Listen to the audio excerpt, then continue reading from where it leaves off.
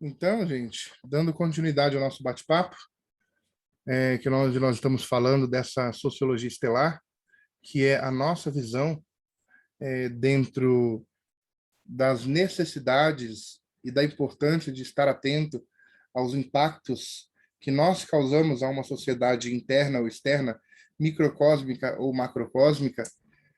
Nós precisamos, então, dar continuidade nesse bate-papo e relembrar que quando nós falamos dessa era medieval, que nós estamos falando antes dessa visão da sociologia estelar, da sociologia tradicional, da sociologia desse período moderno, nós estamos falando de um momento medieval, né, onde nós usamos o termo teocêntrica, né? Theos é Deus, e essa ideia cêntrica, ou centrismo, é Deus como centro de todas as coisas. Então, quando nós falamos dessa era medieval, tudo é muito bonito nos filmes, é maravilhoso, as espadas, os cavaleiros, mas foi considerado, até mesmo pela própria espiritualidade, como a era das trevas na Terra. E dessa maneira, muitos foram mortos, muitas mulheres foram mortas por conta de uma visão onde Deus era o centro de todas as coisas, diante de uma sociedade microcósmica, ou diante de uma sociedade macrocósmica, onde o governo, ou a orientação política, ou o direcionamento de todos os acontecimentos dessa época era a igreja, eram os reis, eram essas pessoas de extremo poder da época.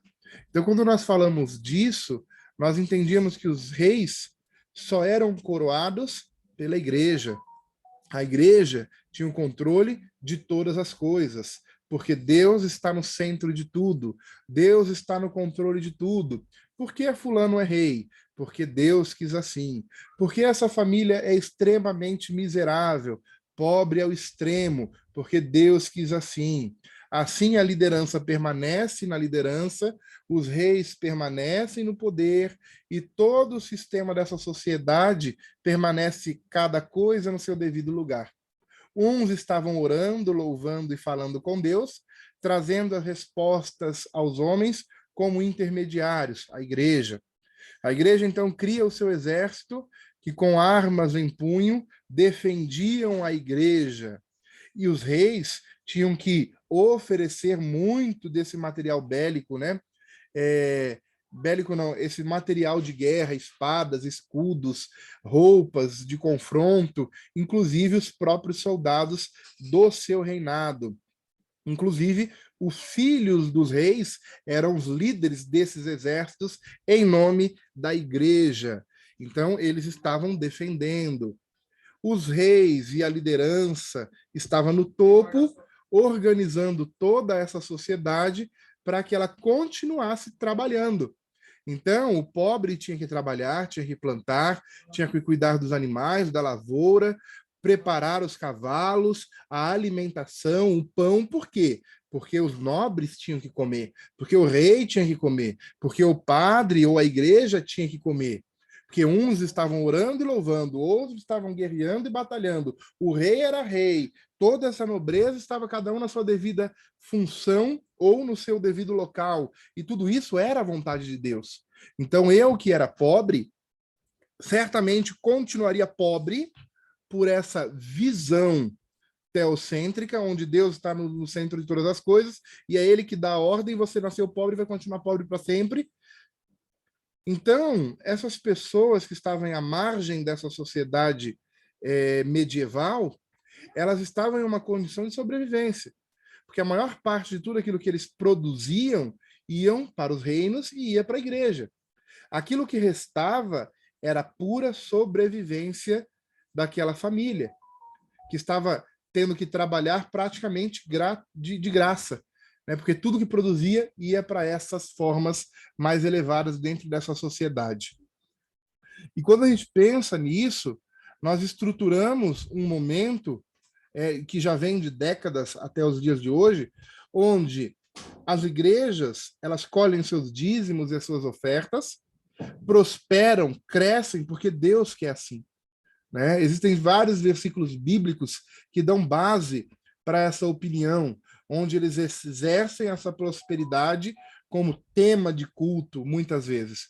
E os fiéis, aqueles que vão ali depositar as suas ofertas, os seus dízimos, em grande parte, na maioria deles, estão pobres, né? Tiram do seu mísero salário, que já é um salário de vergonha nesse país, e entregam 10% disso, mais uma oferta generosa para que a igreja continue no seu status. Deus quis assim, então essa é a ideia teocêntrica, e nada vai mudar. E aí a gente percebe que isso também acontece dentro dos terreiros, quando os sacerdotes eles cobram muito a questão dos ebós, dos banhos, dos trabalhos, e cobram preços exorbitantes onde o pobre não pode pagar. Quantas vezes eu vi pessoas fazendo ebós, banhos, iniciações, e eu fiquei para trás porque eu não tinha dinheiro para pagar? Quantas vezes eu não pude pagar um ebó e eu não recebi esse ebó da liderança ou do sacerdote que não quis me ajudar porque eu não tinha dinheiro para pagar esse ebó? Quantas vezes eu permaneci acreditando que, se não fosse aquilo, a minha vida não mudaria, e eu não dei atenção aos meus potenciais? E quando a gente começa a entrar dentro dessa visão, qual o impacto nós, como sacerdotes, que possuímos ferramentas que nós chamamos de Ogum, magia, seja num ebó, seja numa comida para um orixá ou para alguma divindade, seja num banho de erva, seja numa iniciação, seja num bori, seja lá o que for, nós muitas vezes não oferecemos isso da forma justa. E quando eu penso numa forma justa, dentro da minha cabeça, pela minha opinião, que nós falamos desde o início, com uma ideia de respeito, dentro dessa visão cósmica, nós entendemos dentro da nossa casa, e isso não deve ser replicado após uma análise nas outras casas que nos escutam, que funciona da seguinte maneira: quem tem menos, paga menos, quem tem mais, paga mais. Então, quando a pessoa chega para ser atendida, direcionada, iniciada por mim, dentro do nosso Ilê de Ifá, dentro da nossa visão filosófica religiosa de Ifá, nós entendemos que quem tem mais paga mais, quem tem menos paga menos, e quem não tem nada certamente não sairá de mãos vazias. Para nós, isso é o justo. E é assim que nós trabalhamos. Mas muitas pessoas chegam dentro dessas localidades e não são atendidas. E quando atendidas, são segregadas. E quando segregadas, perdem aquilo que ela tem de mais importante na vida, que é a fé. Primeiro, nela, de acordo com seus potenciais e possibilidades. Segundo, nos orixás, nas divindades ou em Deus de alguma forma. E isso é a introdução para a gente entrar dentro do século XV e dentro do século XVI. Nós estamos falando do surgimento da sociologia tradicional. Nós estamos falando da entrada da modernidade em nosso planeta, onde o homem ele passa a ter essa consciência das suas capacidades, dos seus potenciais, das suas ferramentas, das suas análises, da sua observação, da sua sensibilidade cósmica e estelar, diante desta obrigatoriedade de seguir as regras de Deus, segundo uma religião, que é a religião católica, que toma domínio deste momento, né, da sociedade mundial, praticamente, né? Então, nesse período do século XV, do século XVI, um pouquinho para mais, um pouquinho para menos, nós estamos entrando numa modernidade global, onde o homem ele toma essa consciência estelar e ele começa a parar e pensar: opa, tem alguma coisa de errado. As coisas não precisam ser assim. As coisas não podem ser estáticas. Eu tenho voz. E com esse raciocínio, eu começo a tomar escolhas, direcionar funções, montar grupos e direcionar pensadores a uma revolução diante de uma solução. para diversos problemas, entendimentos de necessidades em todo mundo. Ou seja, tudo bem, temos um problema, mas qual é a solução? Tudo bem, temos esse desalinho. Como agir diante disso? Como trazer essa revolução diante de um sentido, diante de uma cultura teocêntrica vigente até então, né? E a partir desse momento, essa visão teocêntrica, né? Teos, Deus, cêntrica, o centro de todas as coisas, estava vigente. Então, até então, como podemos mudar isso? E isso começa, então, a perder espaço para essa nova cultura, novo pensar e essa nova sociologia que começa a surgir. E a gente está falando de antropo, homem, como medida de todas as coisas, e cêntrica, como homem, como centro de todas as coisas. Então, quando o homem percebe que ele, com seu potencial, com suas ferramentas, com seu saber, com seu observar, com seu sentir, ele começa a entender que ele pode mudar o mundo sem a necessidade de estar ligado diretamente a uma religião que dominava tudo, ele começa, então, ter um novo posicionamento de revolução global. Então, pode-se dizer que uma nova forma de ver, de agir, de pensar, de sentir, de perceber, aparece latente de uma forma global em todos os homens que não estavam adequados àquela opinião, àquela visão religiosa. E eles começam a fazer um movimento a partir daí, que foi um movimento geral. Pode-se dizer que Deus deixa de ser o centro de todas as coisas, né? E o homem passa a ser o centro de tudo isso. E aí ele começa a reivindicar os seus direitos, porque até então ele só tinha deveres. E esses deveres eles eram baseados em um texto bíblico, ou um texto religioso, ou uma visão religiosa dentro da igreja que dominava o mundo. E aí ele passa a ter uma opinião, ele passa a se tornar o centro e ele passa a reivindicar os seus direitos de uma forma mais ampla. O homem, então, ele passa a ser valorizado como um indivíduo que, sim, tem seus sonhos, tem suas metas, tem seus objetivos e quer crescer, quer sonhar, quer realizar os seus sonhos, seus objetivos e descortinar suas potencialidades, suas faculdades, até então mediúnicas, com influências espirituais e muitos outros pontos baseados até mesmo na ciência. E aí começa uma nova evolução, um novo momento planetário, né? Onde a humanidade ela dá um salto consciencial muito importante. Então, o homem moderno, né, desta nova sociedade, com esse novo pensar, ele deseja, então, superar todos os obstáculos que foram impostos por uma sociedade religiosa, foram impostos por textos bíblicos, foram impostos por uma visão que ele não tinha, que ele não acreditava, que ele era praticamente dominado.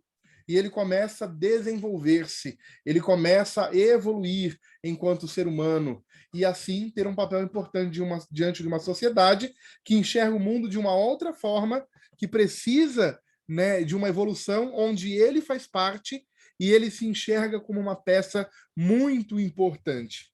Então, o salto quântico consciencial que nós tivemos nesse período, ele é muito importante, porque daí começou, então, o renascimento comercial, né? Então, tivemos o renascimento urbano, as grandes navegações, as invenções como a pólvora, nós tivemos um renascimento científico, nós tivemos uma reforma religiosa ou uma reforma protestante, a grosso modo, que está vigente até os dias de hoje e que nós precisamos fazer frente a ela, não com uma visão de inimigos ou de guerra religiosa, mas com um embasamento de leis, com um embasamento político, lutando pelos nossos direitos e fazendo frente a uma visão religiosa que quer nos escravizar novamente, como essa visão teocentrista, como nós falamos no vídeo passado. Então, nós temos que fazer frente a isso e só conseguiremos fazer frente a isso com uma união de todo o povo de Axé. O renascimento cultural, nós também tivemos um grande movimento intelectual, artístico, literário, que começa e tem seus primeiros passos na Europa, especialmente na Itália, no século, se eu não me engano, XV e XVI, o qual teve, né, entre suas características, essa inspiração nas obras da antiguidade, e deram espaços também para esse poder literário e espiritual que surge também e nos influencia até os dias de hoje, tá? Então, gente, se perguntar a todo instante é importante. O que estava acontecendo no passado? O que fazer para que isso não se repita? Quem eram os pensadores? E quem são os pensadores do dia de hoje? E por que não eu? O que estava sendo escrito lá atrás? E o que está sendo escrito hoje?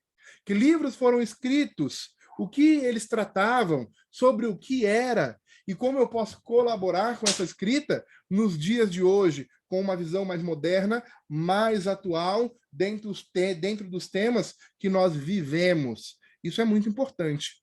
E quando a gente começa a perceber isso, nós começamos a entender que nós temos um papel dentro dessa sociologia estelar, dessa sociologia de axé, dentro dos terreiros de matriz africana, dentro dessa vivência da diáspora que nós vivemos até os dias de hoje, por influências dos mais antigos, dos escravos e assim por diante, e como atualizar esses conceitos a ponto de, quando percebermos o diferente, não tomarmos como errado, e sim apenas como algo diferente, né? O meu Ifá, e quando eu digo o meu Ifá, é a minha forma de aplicar um Ifá, é Ifá cósmico, é um Ifá estelar, é um Ifá que traz esse conceito e que, sim, tem diversas diferenças e diversas formas de se aplicar isso diante das necessidades do hoje, com coisas que se atualizaram, com rezas que eu escrevo, com elementos que eu utilizo, que é totalmente diferente do Ifá que é aplicado em outras casas de Ifá. E está tudo certo quando se há o respeito. A minha casa vai fornecer conteúdo para aqueles que estão dentro dessa sintonia, dentro dessa ressonância, dentro dessa vibração. Outras vão oferecer aquilo que vai estar na ressonância de outros, e está tudo certo. Mas nós temos que nos perguntar tudo isso e ver qual é o impacto que nós estamos tendo dentro dos nossos terreiros e dentro de vários outros terreiros fora da nossa casa. Qual o impacto do axé no mundo? É isso que nós temos que nos perguntar e agir. Agir, porque enquanto nós estamos separados, segregados, desunidos, a igreja toma um poder contra nós. Gratidão.